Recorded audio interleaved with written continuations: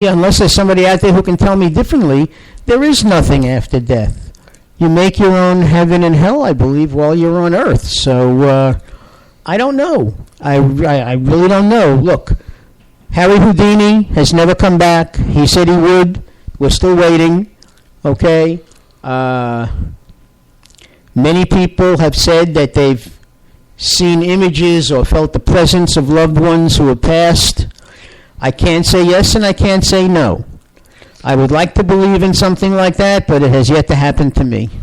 And you know, if they are actually within us, all the spirits of all the different people, this place must be very, very crowded with spirits. Well, that's true. Spirits take up no space.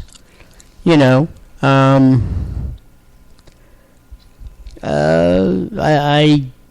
I really don't know what to say. I mean, it's good to have faith. It makes life easier for everybody. That's very true. I mean, it makes death easier. If there's no explanation, it explains things to you. So yes, faith is important to have, and I don't believe that it matters what religion you believe in. Only that you believe in that all men are equal, and that no one is better than somebody else, and your faith in God, your religion, is no better than anybody else's. In Catholicism, excuse me, in Catholicism, they talk about being reborn and accepting Jesus Christ into your life, and that's the only way that you will come to the kingdom of heaven. And of course, also according to Catholicism, anyone who is not reborn Christian, who has not accepted Jesus, they will not enter the kingdom of heaven. Now, that makes for a lot of people. When you think about all the different religions in the world, so does that mean only a select few get in? If there is such a thing, I don't know. Every religion has an explanation for death and has something that's going to happen after the death, just as far as I know. Because we all need to hope for something. We don't want death to be final. And so I think every religion has some kind of continuation. It may be reincarnation, in India, I believe if you're a good soul, you get reincarnated as a cow. Is that correct? Well, that is yes. The Brahmin would be the highest form in India. Plato believed that the highest form of reincarnation would be just simple energy and knowledge, that your spirit would not enter into another body because you have... we have a call. Good evening and welcome to Trucking to Heaven. This is Felix with your co-host, Mark. And who's calling, please? Felix and Mark is Dan. Oh, my heavens, Dan. I've been listening to you guys. I'd like to see you guys get hurt talking by yourself for a bit. Well, we haven't moved. We're still in the same place. All right. Well, look, guys, what I want to share with you is something that hopefully I won't freak our audience out about evolution and God and stuff. But I lived in Massapequa, and I had some experiences there, spiritual experiences there, ghostly experiences there that I cannot explain. I'm on our reality show here. My wife and I, Mary Ann, we experienced some things in our house I've never witnessed before in my life. So whether there's a God or not, or there's an afterlife, evolution, I don't know what you call it, but, we lay down in bed at night, and all of a sudden our faucet in our bathroom go on by itself. This full blast. we hear whispering. We used to hear whispering. I remember one night, we all both of us jumped out of bed. Boom! I thought, my God, what happened? My daughter's bed was on the floor, the mattress, and she wasn't there. So I'm trying to question myself about God or what is going on out there. I don't know. Like you said, someone's out there. Something is out there. Don't know what it is. I would contact that show Paranormal on Sci-Fi. Yeah, right. Right. Have you ever, Mark? You ever experienced anything like that? Some sort of spiritual thing. I remember when I was married before. We had a house in Baldwin, right. And the people we bought the house from were named the Roths. Okay. And in the bathroom downstairs, the light used to flicker on and off, on and off. And at that time, my wife and I used to say that it was the spirit of John Roth who was coming back, because the man lived in the house for so many years, raised his family, and that even though they sold the house, that somehow when he died, his spirit came back to the house, and the lights used to, in the bathroom, go on and off. So, and that's a true story. So, I mean, other than that, I wish I was telling Felix, I think before we went on the air. Some people have said, they felt, a presence. Right. Okay.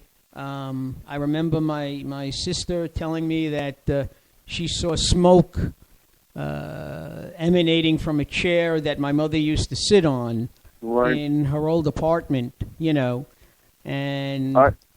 and just that, my wife said that when her mother passed away, not long after that, she was like in sort of dreaming and sleeping, but she could have sworn that she saw the image of her mother at the foot of the bed.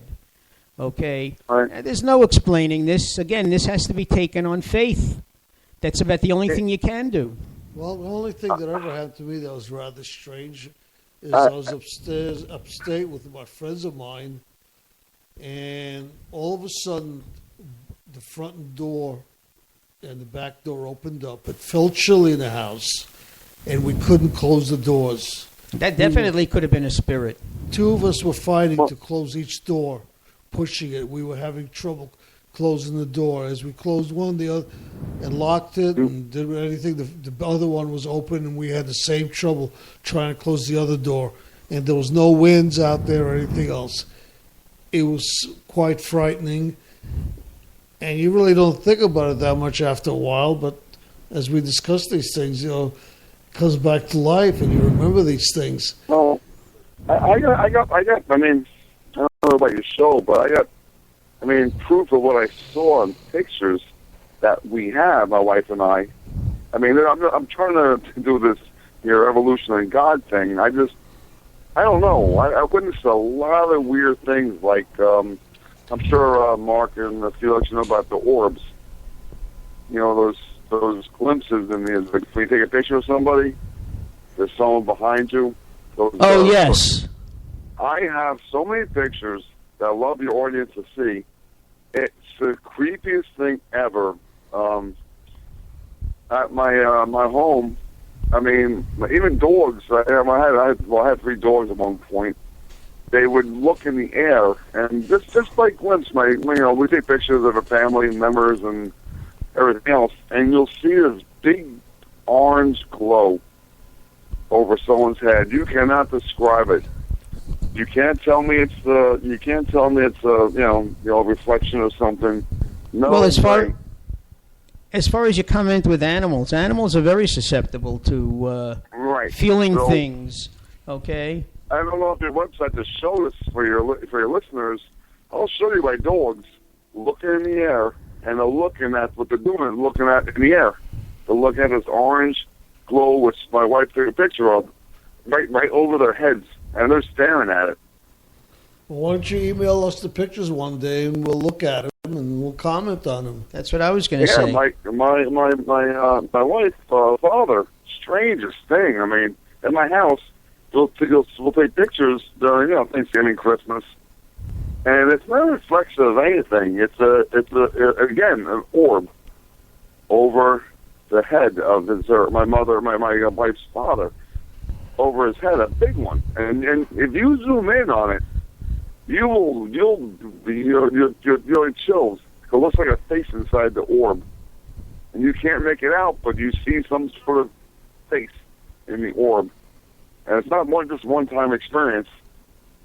We had a pool party once a couple of years ago in that house in Massapequa, where the orbs, where we had I had a big house in Massapequa, and we took the pictures. We're just family photos. We're all having fun. But the pictures of all of us, and there was actually a figure in my tenant's apartment. No one's there, but a shadow. I mean, but you see a face at all. It's scary stuff. But I'm trying to help your program out with being with evolution and God. There's something else is out there. I'm telling you, something else is out there. We don't doubt. Listen, there is. You can't explain everything to. That's very true. Some things just can't be explained. Again, they have to be taken on faith. Right. I know. The problem I have with God is so much bad has happened in our world, and like what God would do this. That's what I have a problem with. Well, that became a big question during the time of the Holocaust. They would say that how can God allow something like that to have happened? And you can only say that maybe it was a test of man's faith and man's belief. Okay? Yeah, Mark, you can say that. I mean, all right, you can say that. But how do you explain what just happened in, when that tsunami or whatever they call it, the typhoon? How do you explain that? Why would God want that to happen? Well, I think there again you have the question of science and religion. Was it God? Was it science? I mean, if we don't meteorologists will tell you one thing, and religious people will tell you that it's the beginning of the end. We're seeing signs of the beginning of the end. I mean, if you don't believe in Al Gore and global warming, I don't know what to tell you if you don't believe in that stuff. Jesus, look how bad the weather has gotten. Jeez. Well, those one days. I swore I wouldn't bring up politics, but the bottom line is it seems like the entire Republican Party doesn't believe in global warming. Okay, I mean, the facts are there. I don't believe in that. They have no platform anymore. They really don't. I mean, unfortunately, they don't have a platform anymore. The party, Republicans. I mean, I don't know where they're going. Well, I think that when they pass away, there's going to be a big sign at the pearly gates, and St. Peter's going to say, Republicans need not apply. Okay? All Republicans, please take the stairway down. The stairway mark down. I know. It's you don't know. Listen. You need to have a little bit of faith, as they say, and you have to also believe in what's proven. And somehow you have to make both those beliefs work for you. Well, I do know that T.S. Eliot, Thomas Stearns Eliot, who was anything but a lover of... He was an anti-Semitic poet. Right. But basically, in one of his poems, The Hollow Men, he ends it by saying, this is the way the world ends, this is the way the world ends, this is the way the world ends, not with a bang, but a whimper. That for those who do not believe in anything, the end is truly that. It's the end. End of story. And for those that have a belief in something, know that maybe, just maybe, there's something out there waiting for them when their time comes. I don't know. You hear people talking. Yes. I agree with you, Mark. I really just, we all just don't know, obviously. So, like you said, wait for Houdini to come back and everything else. But well, I like the